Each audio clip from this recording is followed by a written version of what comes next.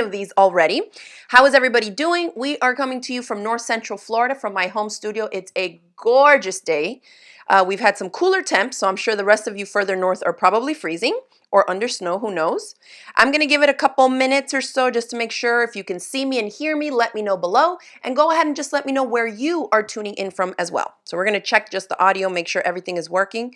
Give me the thumbs up, B, and then we will be good to go. If you can hear me. I'm going to check here the chat. Awesome. So it looks like we are all good to go on that end. How is everybody? We are super excited. Today I'm going to be working on a gift project, another one. This is what I typically do on WIP Wednesday. So we're going to be making some bowl cozies. And then I wanted to just catch you up on some of the things I've been doing, what to look forward to, and on Friday to make sure to remind y'all to tune in at 7 p.m. Eastern because we have a flash sale Friday this week and it's a good one. So let me pop in here. Don't mind the mess behind me in the background. We've been doing all kinds of things this week. Hi, Royce, tuning in from Texas. Hi, Marilyn. Oh, great. All of you say you can hear me and see me fine. Hi, Olga. We got Brenda tuning in from Largo, Florida. That's a Florida neighbor. Awesome. Hey, Linda from New Mexico. Hey, Lee. Okay, great. Even Carolyn tuning in from Utah. I know you're probably freezing over there. All right. So let's go ahead and just give you some updates. So I don't know if I shared this on a WIP Wednesday or not, but this is a crocheted washcloth. I recently, maybe not that recently, earlier this summer, I did a knit washcloth tutorial with a free PDF that you could download, and that was for my grid stitch dishcloth. So I've been working on the crochet one, and you can see how cool it looks there. I love fun, bright colored washcloths, and this has a nice texture to it. Not too dense because I don't like dense crocheted washcloths. They take forever to dry, right? But this one, I am almost done editing the video tutorial, so this will be up on my YouTube channel shortly, probably in the next day or two, well, I'll be posting it to the YouTube channel so you all can follow along. There will be a free downloadable PDF pattern to go along with it, and then we're also going to have some kits to go with it. So we'll have some cotton poly blend yarns, and then my crochet hook set, which of course we carry these in the online shop. I'll show you the back. It's a rainbow colored crochet set with a bunch of different sizes. So that will be coming up soon, and I asked on Facebook recently if y'all wanted kits for the crochet washcloth when it comes out, and so many of you said yes. So we are in the process of putting together kits, so we will have those. And then I wanted to share with y'all another project, yarny related project. This is a shawl that I designed that I will be releasing sometime soon, but I was making the sample up, and look, I blocked it. That lace section turned out so cute. I'm super excited. So I bought this yarn in Puerto Rico when we were there earlier this year in February. We were on our quilting cruise, and if y'all don't know, I've hosted a couple different quilting cruises in the past, and this was February. Like, we got in and off of that cruise ship right before the world shut down. So it was a way to go out with a bang before we were all locked down at home. So I bought this at a shop in San Juan called Madejas. Super cute yarn shop. If you're ever in San Juan, Puerto Rico, check it out. This is from Candy Corn Yarns is the yarn company name, and she is a local Puerto Rican girl who dyes yarn and sells it all over. Different shops carry her stuff. Super cute. All like the modeled look that you see in the colors of the yarn are all speckles. It's gorgeous. Gorgeous. Isn't this pretty? So I'm super excited to release, when I get to it, my first knitted shawl pattern. And this was just one skein of sock yarn. So 75, or I think this was 80% superwash merino wool and 20% nylon. So I blocked it, dried it. Oh my gosh. Y'all. Super cute. Cool for Florida with a little jacket if I do travel somewhere and it's cooler. I have another one similar, actually similar colored yarns too, and I wore it to Chicago last year when I went to visit. But super excited. I just thought, you know, when you finish something, you weave in all the ends, you block it, it just feels like I had to show it off to somebody. My crafty friends out there who will actually appreciate it. So that's in the works. That's coming up later. So crochet, knitting, and then let's get into sewing, quilting-ish little projects here today. So I'm going to be working on a bowl cozy, and I have a couple different bowls here. I haven't made this one yet. I'm playing around a little bit with the sizes. I do have a free tutorial on how to make it using 9-inch square pieces of fabric and batting. This one, I just placed my 9.5-inch square ruler on top of the fabric. So it's gonna be a little bit bigger. 9.5 inches square is what I cut the size of the squares to. Play around with it. If you're needing a bowl cozy for maybe a larger bowl or just something bigger or even smaller, play around with the dimensions to see what works for you. So I'm doing a little bit of an experiment today with this one, and we're gonna start off with 9.5-inch square pieces of fabric, batting squares, and in a second I'll get B to switch over to this camera, but not yet, so I can show y'all what I did to prep this up, and then I'm hoping that I remember how to make it from memory. That's why I've included the free tutorial for y'all in the description box below. I posted this video maybe like 3 years ago or something. So it's there if you need bowl cozies for holiday gifts. Maybe you'll enjoy watching me put together this little demo here, and then also watch the tutorial where I give a lot of tips and tricks, and obviously it goes slower so you can rewind, replay, and all that good stuff.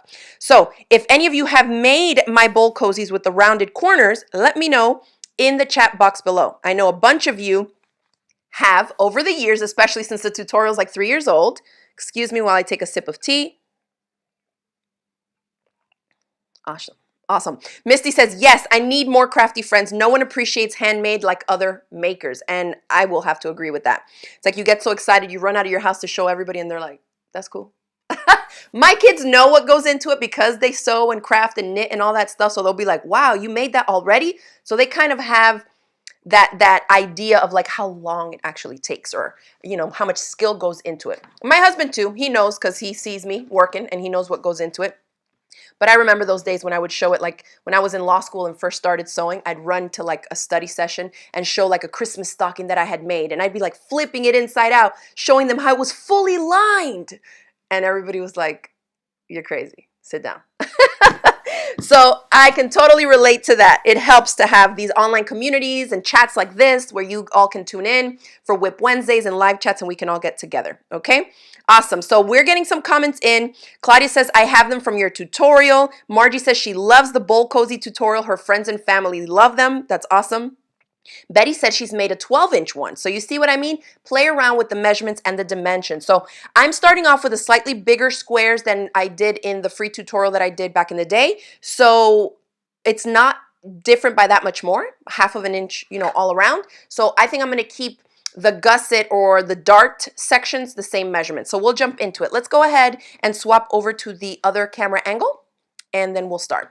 So here I have, and let me know if you like this picture in picture. Leave me a message in the comments, whether you're on Facebook or YouTube, and let me know if you like this. I had my husband make the little picture in picture circle a little bit bigger. So hopefully it's still proportional and you all can see me, but it's kind of helpful to see my face when I'm talking, or if I do want to hold up something here, you can see me here too. I'm loving this technology. Okay, I'm a little bit hyper today, y'all. So to make one bowl cozy, we are starting off with 2 fabric squares, okay? Now the bowl cozies will be reversible, so just pick 2 that coordinate, 2 that contrast, scraps, whatever you want, all right? 1 and 1 cut to the same size of fabric, and then I've cut out 2 pieces of batting as well to the same size. Now let's talk a little bit about batting, because this is like a whole thing in the quilting world. I most often use 100% cotton batting, and the company that I buy it from is called Quilter's Dream. It's all 100% US made. The cotton is from here, and it has no scrim.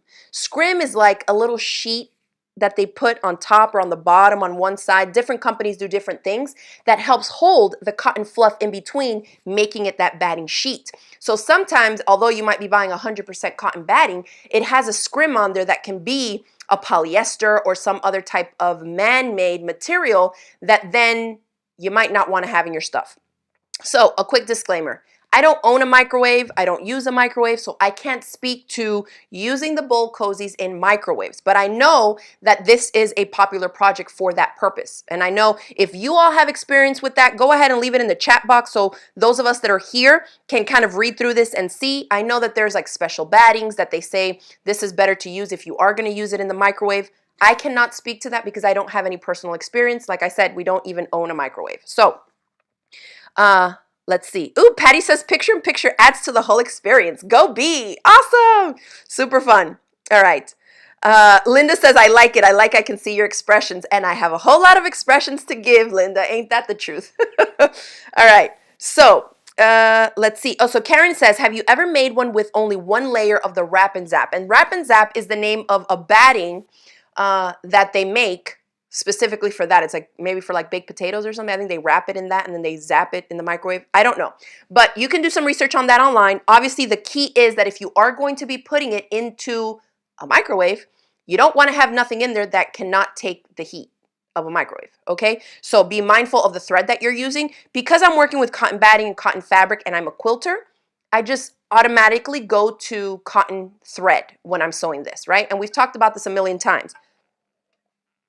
When I'm sewing clothes, especially when I'm sewing stuff that stretches, I for sure use a polyester thread because that's better for that application. It's a man-made, it's a synthetic thread, it's stronger than the natural fiber, okay? So just do your own research, maybe play around with it at home, depending on the materials that you're gonna be using. Make sure that you give instructions if you are going to be gifting it to someone so they know what to do based on what you included in the project that based on what you included in the project itself, all right, so that they don't just assume. All right, so yeah, so Sheila says for microwave, you just want 100% cotton, everything, even the thread. So that makes sense, all right? Just be mindful that some cotton batting manufacturers have a scrim and the scrim may not be cotton, okay? That's all I'm gonna say about that. Lazandria says wrap and zap works, all right? Oh, so Karen's asking, have you made it with only one layer of batting? I have not, but I don't see why it wouldn't work. It just might not have as much body as the 2 layers, but it also depends, right? Like if you use a sturdier, more medium weight batting, it might be the same as using 2 layers of a thinner, like a cotton request batting that I like to use a lot of, okay? So this is, and I'm looking at the batting, what did I have up there? I think this is cotton request. This is 100% cotton, the quilter's dream request batting because it's super lightweight, okay? So we just use it to hold stuff in. So whether it's like a popcorn bowl or warm soup and we don't want to be outside by the fire like holding the hot bowl of soup, that's when we use it. So you don't always have to use it, in a microwave. Obviously we don't. Or a cold bowl of ice cream, right? If you don't want to have the cold bowl on your hands, this is great for that too. So think outside the box a little bit. If you've used them before, go ahead and let us know what you've used the bowl cozies for so people can get some more ideas, especially with the holidays coming up. All right, so I matched up 1 piece of fabric with 1 square piece of batting and the same for the other. Now we're gonna quilt it. And I usually just quilt a big X, all right? In the tutorial that I did years ago, I used a spray-based, like a KK2000 spray-based, this stuff. I love this stuff for spray-basting small projects. But again, if you are using yours to go in the microwave, you probably stay away from something like this, right? Just don't add anything to the stuff other than 100% cotton. This is super thin batting and the fabric is just sticking on it fine, so I don't think I'll need it. But we shall find out because I don't have a walking foot on this machine. So we're all doing a little experiment here today. All right, so I'm going to take my ruler. Kind of wanted to have a longer one. That's all right. I'll use this one. And my fabric marking pen. And I am just going to draw a big X on each of my squares here.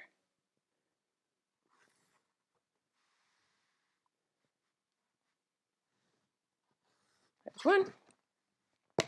And close enough is fine. You can do more quilting if you want, but usually when you're making these, we trying to crank them out as quick as possible, right? Because it's like assembly line style, or you're making them for gifts or whatever it may be. And these are super cute fabrics that a friend sent to me. So I'm excited to put them to use. And I have more of this fabric, so if it turns out good for this size, then I think I'm gonna make a set of 4. Why not?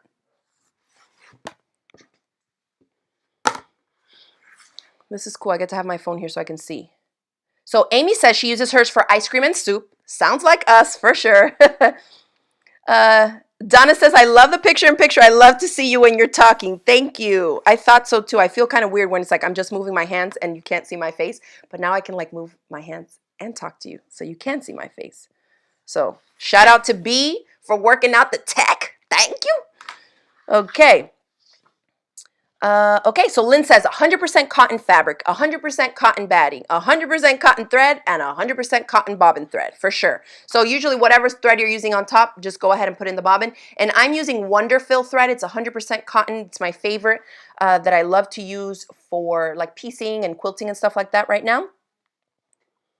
All right. Pam says, what are the measurements of the one that I'm making right now? So I've cut out all the pieces, 2 fabric pieces, 2 batting pieces to 9.5 inches by 9.5 inches. So not that much bigger than the one I show in the free tutorial, but I just use, like I said, my ruler as the template, okay? I just placed it on, boom, boom. Easy peasy to, especially if you have a ruler like this size or the 10-inch or maybe 12.5-inch ones. Those will be bigger ones, obviously. But if you do have some type of a template or you want to make one out of cardboard or something stiff, then you can just stack it up, put a new rotary cutter blade in that thing and go zoop, zoop, zoop. You can cut out a ton of layers, right? Or even better, if you have one of those AccuQuilt die cutters, run the 10-inch square one if you have that die to do it. Ashley's asking, did you make your top that you have on? I did. This, my friends, is Jali pattern number 3. I feel like 3245. It's the raglan t-shirt. I have an online video course that I teach on how to make this top. This is the raglan sleeve version in a 2-color color block, and this is the one that I made with the hack because the neckline on the pattern, and we have the pattern for sale in our online shop as well as the video course, so the pattern has a bigger neckline. And it's like wider, like lower, like that. And so because I did the video course, one of the bonus sections on there was the hack of teaching you how to hack the neckline to bring it up, which is not just simply bringing up the neckline, because on a raglan t-shirt like this, notice that the whole neckline is not just the front of the top. Part of the sleeve here makes up the front neckline as well. So I share, you know, in the video course for this top, I explain how to hack the pattern to make the neck bring it up a little bit, and so this was the sample that I made for that. Super cute, isn't it? Orange and blue, go Gators. And then this fabric is by my friend Carolyn Friedlander. This is her Blake fabric. I think the colorway is called Flame. It's Robert Kaufman fabric in 95% cotton, 5% spandex. They're cotton spandex blend. And then I just teamed it up with a navy, a blue cotton spandex, and that's what I used for the neckline. It's super cute and comfy, y'all. But yes, I did make the top, Ashley, so thanks for asking. I found it in my closet. I was like, oh, I haven't worn this in forever. Super comfy. And the sleeves, you can see. Nice length. It's like at the perfect place where, like, if it was longer, I would roll it up anyways, so I don't have to roll up because they're like perfect. Okay. All right, so let's bring over the Jukey LB 5020 sewing machine here, which I will give y'all an update for those of you that have been tuning in week after week for WIP Wednesday. I have finally filmed, edited, and posted 3 separate videos to my YouTube channel on this machine. Okay, I did one video unboxing it so you see what comes in the box. I did a second video showing you how to thread it and wind a bobbin. And then the third video that I posted yesterday was my review of it. So I'm showing you how it sews through different types of fabrics, quilting cotton, double brush poly spandex, which is a lightweight knit, and then a denim, a black denim that I had, and it sewed through, what, 6 and then 8 layers of denim. Yeah. So we still have some machines left in stock. We're selling them in our online shop. So craftygemini.com/shop is where you can go to find anything that we sell, whether it's a physical product or a digital product, okay? So we do have these machines in stock. So some of you have been buying it, so thank you for that. It's going to be a great little machine to get as a gift. But it is a workhorse. It's what I say. It's a machine that, like, you can grow with. If you're a beginner, you can start off, but then as you start getting more into whether it's quilting, sewing clothes, home decor, accessories, bags, whatever, it still has the capabilities to allow you to grow without being like, I use my machine for 2 months and now I need to upgrade to something that has more features, right? So for quilting this, remember, we're adding a layer of bulk here, so we want to lengthen our stitch length. And this is top stitching. This is not really a construction seam, so I'm going to go with my favorite top stitching length, which is typically 3 millimeters in length, okay? So everything looks good here. And I don't have a walking foot on this machine, which I find that I rarely ever have to use it when I'm working on my Jukey sewing machines. So look at this. Even for a beginner one, notice I did not spray baste it. I did not hand baste. I didn't do anything. I'm just holding the layers, whoop, not staying straight, and trying to follow my line. If it's close enough, that'll be fine. Just trying to have some type of a guideline, right, for those 2 quilting lines. Ooh, girl, that is crooked. That's okay. Nobody's going to see it.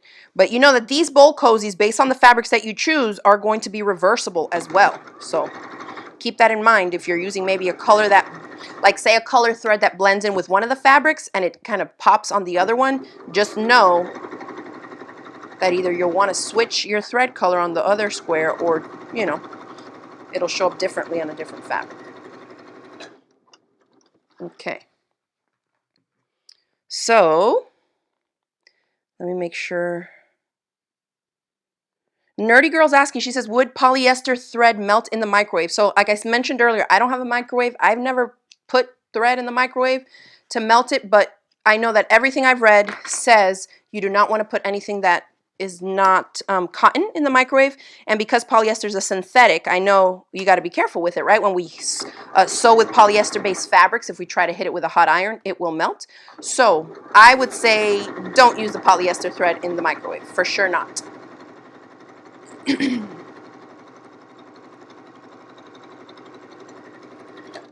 Y'all, this machine is ridiculous. Not that I'm going to leave my more expensive ones for it because, of course, I got to cut my threads by hand. I love my automatic thread cutter, but I'm telling you, if you need a travel machine or maybe you're traveling in an RV and you just need like a smaller, lighter weight machine, this is a workhorse, y'all.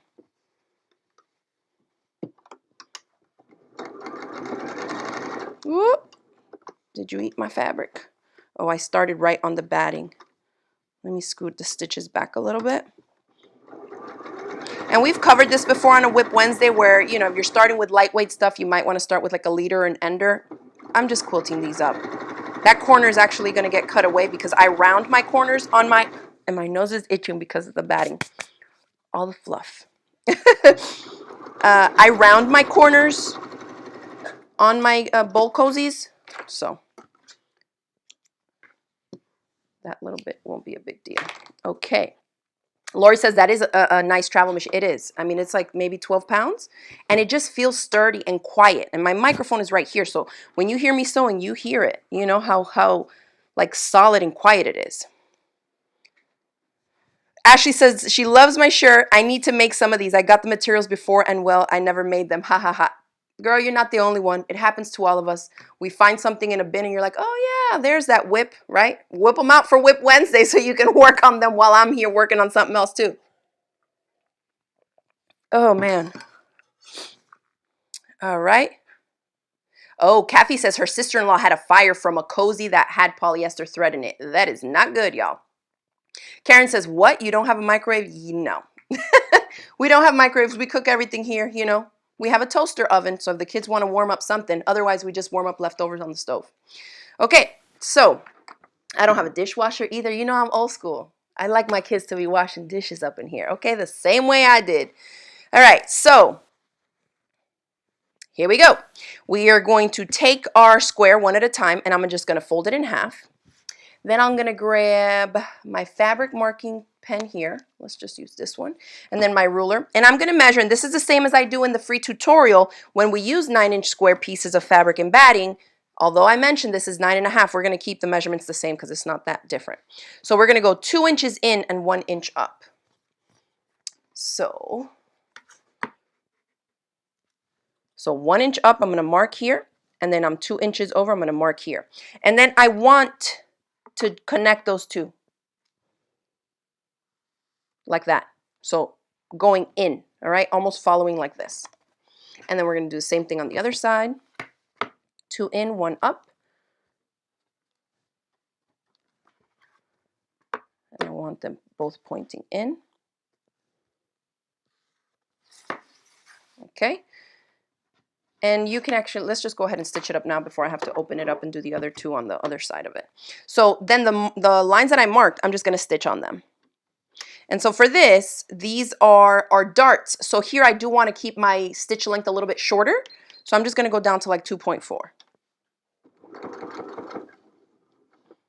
And I probably should have backstitched. Let me backstitch and then come down. And I'm going to backstitch right on the fold as well when I come off the edge here. Okay. Oh my goodness. My snips. Where did I put them? Oh, here they are. So they're just little darts that we're pinching in that are going to help kind of bring the bottom of the bowl cozy into that curved position. Same thing on this side.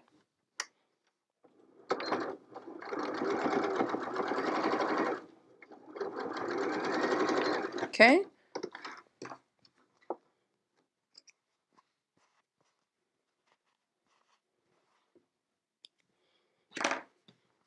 See how that's already like pinching it like that? So obviously we need to do it on these, on the other side as well. And I probably shouldn't have done that because now I'm going to not be flat here. But that's all right. I can do it.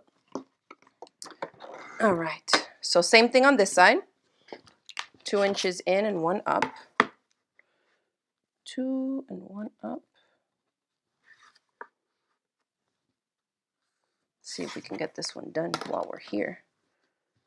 Today, I like it when I finish my projects during the WIP Wednesday because then I feel like I don't have to stop and go do something else, and then I come back and my table's full of stuff from a project that I didn't finish, and I hate not having finished projects. I mean, I don't hate it enough to complete all my WIPs, but I don't like it if it's like the same day and I started it and I know I can finish it and I don't. Ugh, that bothers. So let's go ahead and do this one. Yes, go for it. Mm-hmm. If you're making your square larger, do you still go 1 inch up and 2 inches across? So the question is, if you're making or you're starting off the bowl cozy with a larger square, do you still do the 2 inches in and 1 inch up? And so the answer for that is going to be not necessarily. So that's what I say when I say like play around with it. Grab maybe some scrap pieces of fabric and play around. You want to think of something proportional, right? So say I did, let's see, this was 9.5 inches. If I did maybe like an 11-inch square, I probably would do like 3 inches in and 2 inches up and would make a sample of that to see, right?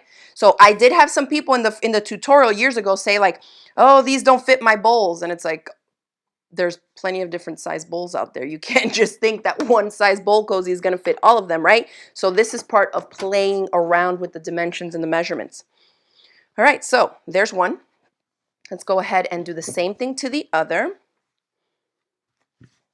So fold up. And this is one of those things that it kind of takes a little bit of time, but if you're doing them assembly line style, you can imagine how much quicker you can crank through them.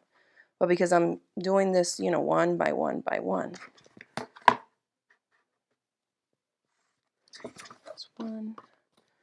This one I'm going to trace out all 4 at the same time, or I'm going to mark out all 4 at the same time and then just place a pin because I don't want to lose it. Since we're only drawing the line on 1/2 of it, once you open it and turn it again, you may mess up the true dimension if you do move it. Let me grab pins. I'm just going to put a little pin in the triangle part so that I know that the layers right as they're folded are going to stay where they are. Then let's open it and fold in the opposite way. And just make sure that before you start measuring these dimensions here, that you have the edges lined up, right? If it's off, your measurement's going to be off as well, including the little dart that you end up sewing. Whoop, almost messed up the measurement there. 2 in and 1 over. And again, this is just a little rectangle. So if you get mixed up with the numbers on your ruler, feel free to just mark out 1 inch by 2 inch on a little piece of cardboard, and then you can boom, boom, boom, boom, place it on your corners if you are working assembly line style for the holidays, okay? Or craft fairs. I know a lot of you sell your crafts also, so that's one way to be more efficient, because when you're doing it for that kind of stuff, you do not want to run the risk of wasting fabric on like 10 or 12 of these until you catch the mistake, like, oh no, I measured incorrectly. So it always helps to make yourself a template of some kind. All right, what is everybody working on? Leave me a comment in the chat, whether you're here on YouTube or on Facebook, and let me know what you're making while I go ahead and stitch these guys up. Yes. Mm-hmm. Lady wants to know were you self-taught sewing or who taught you? So the question is, am I a self-taught sewer or who taught me? So I actually have a podcast that I started. I only have 2 episodes on there now. But if you do a search, if you listen to podcasts on whatever your favorite podcast station thing is to listen to, do a search for Crafty Gemini podcast. And the first episode there tells you the Crafty Gemini story, so you can hear more about it. But I'll just briefly tell you, I am mostly self-taught. My mom, when she came to this country in the 60s, worked in the garment district in New York City as a teenager. And she worked on industrial machines, and of course they got paid by the piece. So the faster you were, the more money you could make because you were fast and you could make the clothes quicker. And so she would oftentimes sew her finger on the industrial sewing machine. So we did grow up with an industrial sewing machine in our house when we were kids, and she would make all our clothes and stuff like that, but she would not let me touch it. So when I was 8, I remember asking her to teach me how to sew, and she said, no way, it's too dangerous. And every year, every couple years, I would ask her and she'd say no, because it was an industrial machine, and she was traumatized that that would happen to us, that we would sew our fingers in the machine. So when I was in my 2nd year of law school, I was looking for a creative outlet, and I told her, listen, I'm 22. I think I can keep my fingers away from the sewing machine needle. Yeah. So I was like, I need you to teach me how to sew. So she went that weekend to a yard sale and found a 1966 Singer sewing machine. It was one of the first zigzag machine models, and bought it for $10. Brought it up to me here in Gainesville, and she showed me how to thread it. And then I was like, okay, now what? So she tells me to stitch 1,000 straight lines, because there's nothing more important than sewing straight, she says. And of course, being the impatient person that I am, I was like, I don't have time or patience to just sit there sewing straight. I was already sewing straight. I was following the guide, the foot guide, and then I just went to my closet, cut up an old pair of jeans that didn't fit, and it was so funny because I remember it like it was yesterday. I cut the legs off the jeans, and so I wanted to use the pockets, like the front pockets and the back pockets, as like to hold my cell phone and my keys, and so I thought, well, I'm going to hack off the legs and the whole crotch area, right? And I'm just going to stitch across the bottom so I make a bag. And I remember sewing it, and I pull it out of the machine, and I'm like, okay, no, because all the raw edges, like I sewed it wrong sides together, and so the raw edge of the denim was on the bottom. And so that's how I learned. I was like, okay, no, that doesn't work. So let me flip it wrong sides, like pretty sides touching, sew it, then flip it out. And then like literally that's how I learned to do that you sew with pretty sides touching. Was like, I did that. I was like, yeah, that's not cute. I hacked off the seam, flipped it, sewed it, flipped it out. Then I was like, oh, okay. That makes sense now. And I started going from there. Then I started getting books and just experimenting, cutting up fabric, trying things out. And that, my friends, is how I started. But my thing is, I love to learn a lot about all kinds of things, and I also love to teach. So as soon as I do something, I don't feel like I need to be an expert. I'm just like, wow, I did it successfully. Now I can teach it to anybody, And that's kind of what I've done my whole life. So right now, what I'm doing is trimming away the excess where that little triangle that we marked was, just to reduce some of that bulk. Ta-da! And then we're going to do the same thing to the other one. Just remove the excess. And I'm only leaving like 1/4 of an inch, like a regular seam allowance would be. And we'll do that here.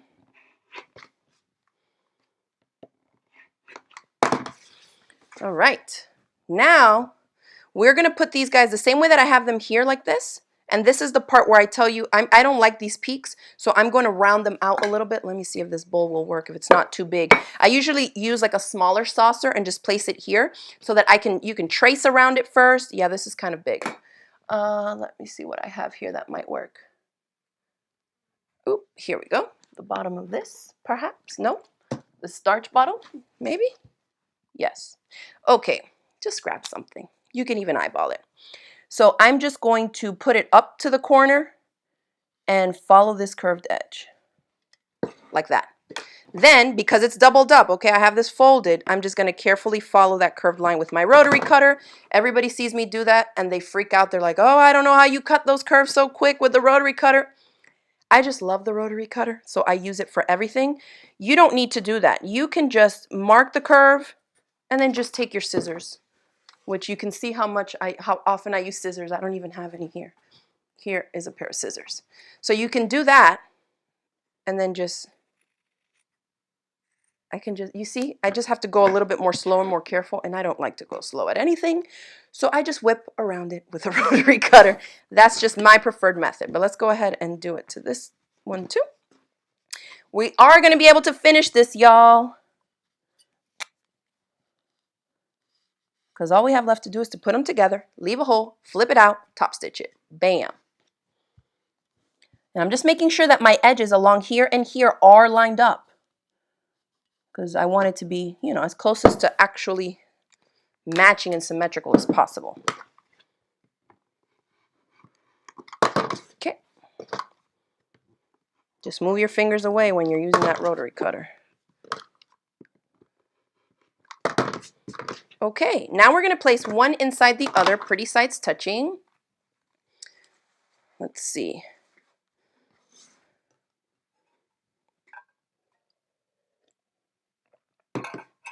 Linda says, for small curves like this, I use an old protractor left from high school. It's clear and I can line it up really well. That's a great tip, Linda. Thank you for sharing that. All right, let's see. Oh my goodness, y'all are working on some cool projects. Okay, Marilyn says she's working on the burrito pillowcase. Yay, such a popular project. I feel like 75% of the people that have ever met me in person will tell me, I first found you from your burrito pillowcase project. Wouldn't you say, Brandon? When we're like at shows and stuff, that's what they always tell us. I think I found you from your pillowcase, but you know. All right, so now notice pretty sides touching, and I'm just lining up those intersecting seams one on top of the other so everything matches up. Then we're gonna go around and place some clips. And we'll need to leave an opening somewhere. So my preferred place to leave an opening on any project is some type of a straight edge. Because this is like a lot of curves and ups and downs, just choose, what I do is like I choose a little area like here. Only about 2 or 3 inches or so, because I want to avoid having an opening coming up along a curve. That's going to be really tricky to kind of tuck under the raw edges to top stitch, and it'll look not good. So like in this area right here, I'll leave a little bit. If you're not using really fluffy batting, you'll be able to pull this whole thing out through a little hole like that. So don't worry about it. You might not be able to just like yank it out, but just, you know, go slow, pull out little by little as you're turning it. So let me get my marker, and I think I'll leave this section here open. I'm going to put clips everywhere else. And when we get to these bulky areas, because there's 2 layers of fabric and 2 layers of batting on each seam, you definitely want to kind of send the seam allowance on one in one direction and on the other in the other to just reduce some bulk. So I'll put the clip there with the seam allowances going that way.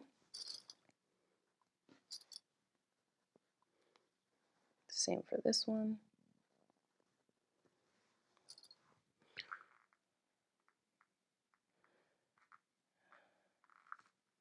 All right. Oh, Judith says this is her first WIP Wednesday. She says she kept missing me. So today I carried around my kitchen timer. I was only 5 minutes late. Awesome. Well, I'm glad you were able to join us. We always put an update if we have to cancel it for any reason. Like last week we canceled it because we had a hurricane that was supposed to come here that ended up just breaking apart. So that was, you know, we were thankful for that here. But we let you know, or I usually will send out an email. If you're subscribed to my email newsletter list that we're going live that day, we'll send out an email the same day. Sometimes the day before, but usually the same day. All right, move these clips out of the way. So now we're going to stitch just around all of these little petals, I like to call them, because that's what it kind of looks like to me. I'm going to start on the end of where I left my opening, right? So this area is going to stay open. I'm going to start here and come all the way around, and then I'm going to stop here on the other side as I approach the beginning. And so for this is a construction seam, right? This is where I want this to hold really well. So I don't want to have a super long straight stitch, like 5 millimeters. That's a basting stitch. This stuff over time will come apart. So I do want to be in the smaller range, but because we've now added double the fabric layers and double the batting layers, you still want to balance between having a shorter stitch length to hold your seams together and having a longer stitch length to help the machine feed through the bulk, especially since I don't have a walking foot on this machine. But I don't think it's going to give me any problems. I think I'm going to keep this stitch. And I'm going to use a 1/4 inch seam allowance. So first let me scoot over my needle position. I'm going to do 6 millimeters, 6 on this machine, because the 3.5 setting is the center needle position. So I'm scooting the needle position closer to the edge of the foot. That way I don't have to use a separate 1/4 inch presser foot. I just have moved the needle over, so now from the needle to the edge of the presser foot is a 1/4 inch. So I can still use this foot, and that's kind of how I prefer to sew my 1/4 inch seams. All right, so I'm moving the seam allowance over. Whoop, sorry y'all. Is that better? It's just an awkward position because I have a tripod leg right in front of my other leg, and I need to use my right leg to press the foot pedal to sew, but we'll get it done. So that's that. I'm going to lengthen it to let's do 2.6. Where I start, because I'm leaving an opening there, I'm going to take a couple back stitches. Okay, and I'm coming down like right to where that stitch is, and because now I need to sew this way, I stop with the needle in the project so I can lift the presser foot up and pivot, and then bring my way, you know, make my way around this way. If your machine is a more entry-level machine like this one and it just will not go through the layers, consider installing the walking foot. If you have it, you can oftentimes just look to see what your make and model of machine is, whether it's a low shank or high shank machine. You want to definitely know that, and then you can find like generic ones online that you can purchase that will fit your machine. You know, if you bought your machine from a dealer, definitely just hit them up and see what they have for your make and model, but not all of us live close to dealers.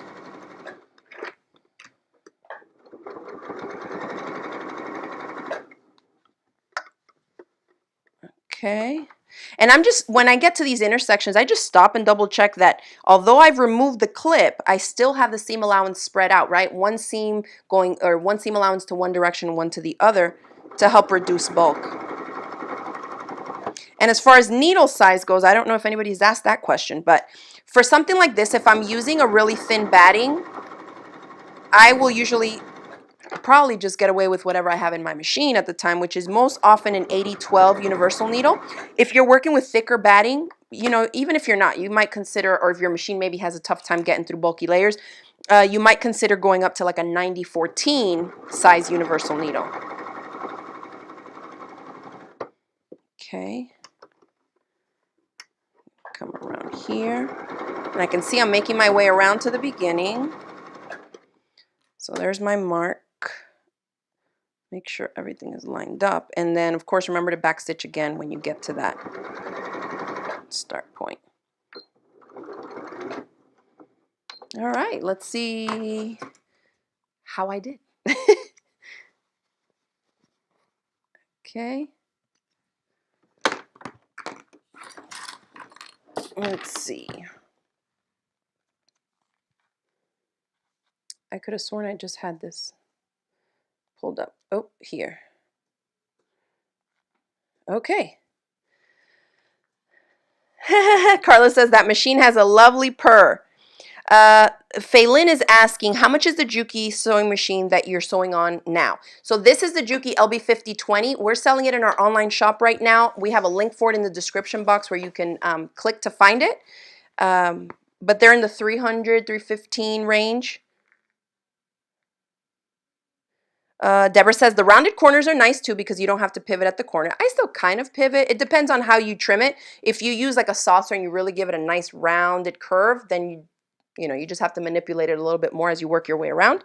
But I kind of tend to pivot a little bit. But okay, let me find my opening. Oh, let's make some clips.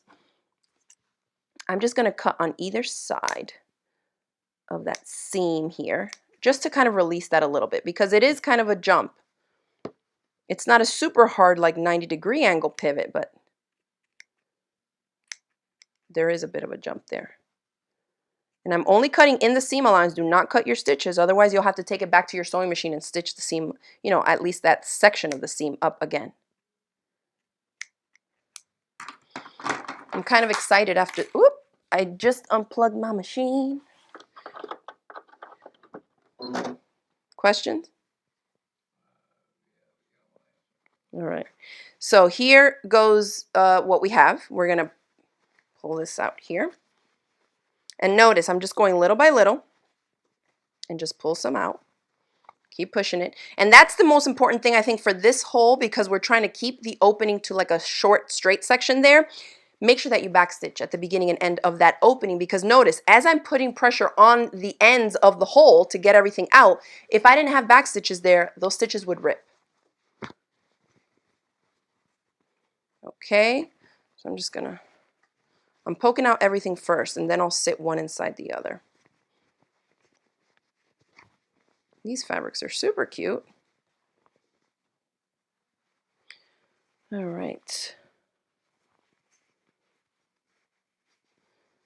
Let's see. Kathy says she just bought her first Jukey. Awesome, congrats. You're gonna love it. What'd you get, Kathy? What'd you get? I'm obsessed with all the makes and models.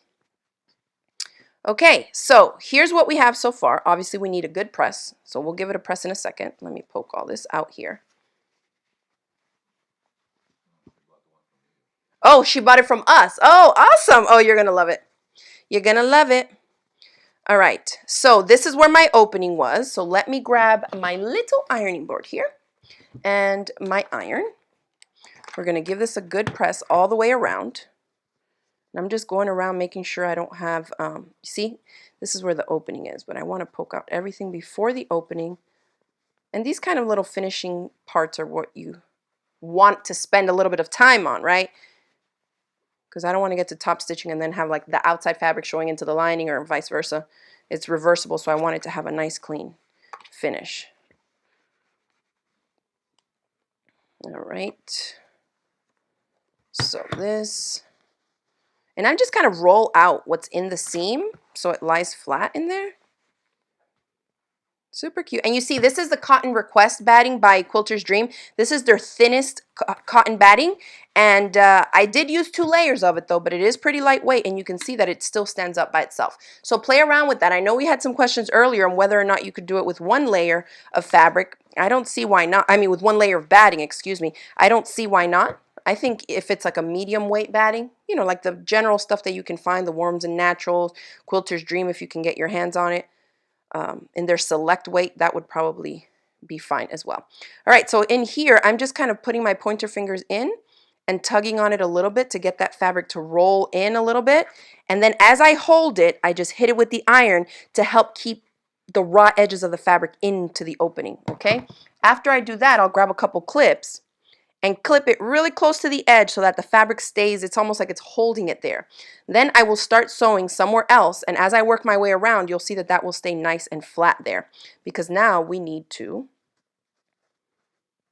top stitch around the top edge, and that's going to help keep the 2 layers together around one area, because in here you can separate them, right? They're floating apart, but look how cute. Yeah, I really like that print. That's cute. All right, so let's go back to the sewing machine, and now top stitching. Now we're adding even more bulk, okay? We're going around the top edge. If you stitch on the seam allowance, it's going to be quite bulky. So if you use the 1/4 inch seam, you want to remember to go for the top stitching a little bit bigger than that so you avoid the bulk at the top, because that's really doubled up there. So for me, I'm going to, let me think, we're going to keep the needle at the 1/4 inch position. Since I unplugged the machine, I have to move the needle position back over. These are all the things that people, when they start sewing, they don't even think about. They think they can just turn the machine and go. It's like you have to stop and analyze. What am I sewing? Where am I sewing? What is my guide? What stitch length do I need? Where does the needle need to be? So there's quite a lot to think about. I kind of like these demos because that way I can walk you through like how I do it. I stop. I don't stop very often to think about anything, but here I need to stop and think. Okay, needle position, now we're at the 1/4 inch, and then the stitch length is for top stitching, so I'm going to go with the 3 millimeter in length, okay? And I think I'm going to use it like this, with the lighter colored fabric on the inside, so this is going to be my outside. Although we did say it's reversible, and it is, I'm going to focus more on this prettier side. So I'm going to stitch, and I do this often for my top stitching, is that I top stitch from the pretty side, all right? Because that's the side that I want to look the prettiest, since it's going to be on the outside. And I'm at a really weird angle here, but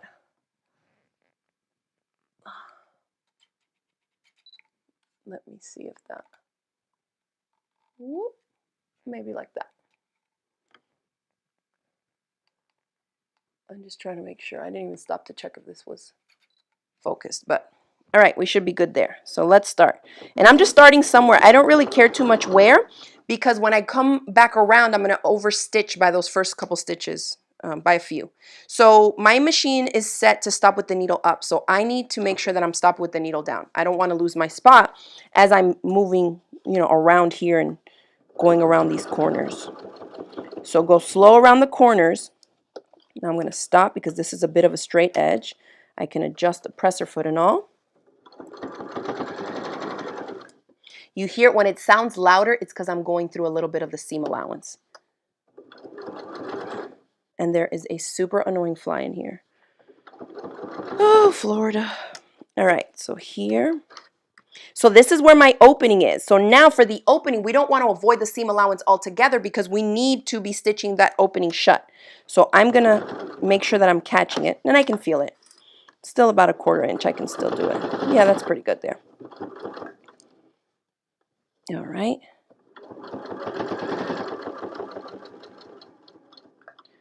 Okay. You see me all hunched over trying to... This is not the ideal sewing situation, y'all, but it'll work for these demos. Okay.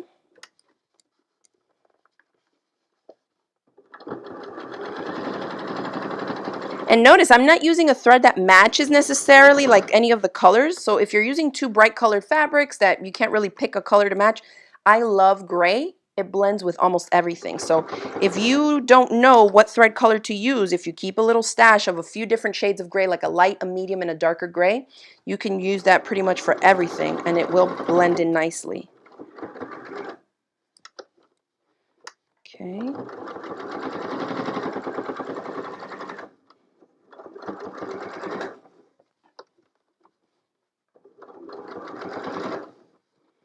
Coming around to the beginning. Then we're just going to give this a quick press, and then I'm going to put one of my bowls in it to see how I did and how this size works. Okay, I'm coming to the beginning, so I'm going to slow down here because I'm trying to see exactly so that I can go over my first stitches by a few. That looks okay. And maybe I'll hit it with 1 back stitch. Why not? Okay. All right. So, remember I said, if you're here watching us live on Wednesday, don't forget to tune in on Friday because we have a flash sale this week. Again, limited bundles, so you won't want to miss it, to check out what we have for flash sale Friday this week. All right, that looks super cute. What a difference it makes, huh? The top stitching, like the structure that it adds to it. So I'm just going to give it a little press around the top stitch edge. Super cute. All right, let's grab a bowl. Dun, dun, dun. How cute. Yep, so I'm happy with this. It doesn't fit, I mean, it fits snug, but not as snug as the 9-inch one. So that tells you, like this same size bowl, we use in the 9-inch square bowl cozies, okay? So now I bumped it up and I started off with 9.5-inch square pieces of fabric for this bowl cozy. So you can see how it still comes up and it still holds. So I could probably put another size bowl in here, even a smaller one. So no matter what size you really use to make it, if you keep it proportional, you probably can fit in multiple sizes of different types of bowls. Obviously, if you wanted something bigger, play around with the dimensions, start off with bigger squares, and then adjust the measurements for the darts that we take on the corners, okay? But I'm super happy with this one. I just need to spritz it with some water to get this, the markings to disappear. Look at that. Disappearing before your very eyes. Love it. It's amazing. Oh my goodness. Look at that. It's literally all the marks are gone. These sewing gadgets, I tell you. We have like the coolest stuff to work with. I'm serious. All right. So let me double check and make sure if I have any last ones here. Let's see. Sue Monaco says, or she's asking, after the top stitch around, do you sew an X so both pieces stay together through the wash? I don't, because when you wash them, all you really got to do is like push the one right back inside the other. So we do the quilting before to hold the batting.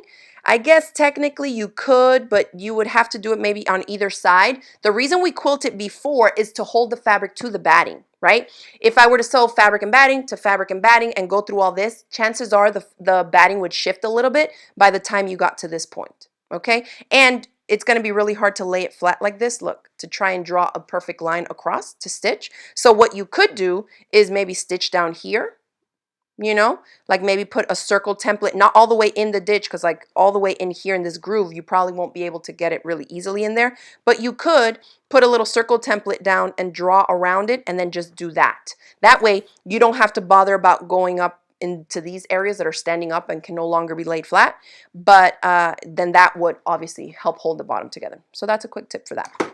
I'm just gonna hit this with the iron to dry it up a little bit since I did mist it, but my goodness, we have the coolest tools, y'all.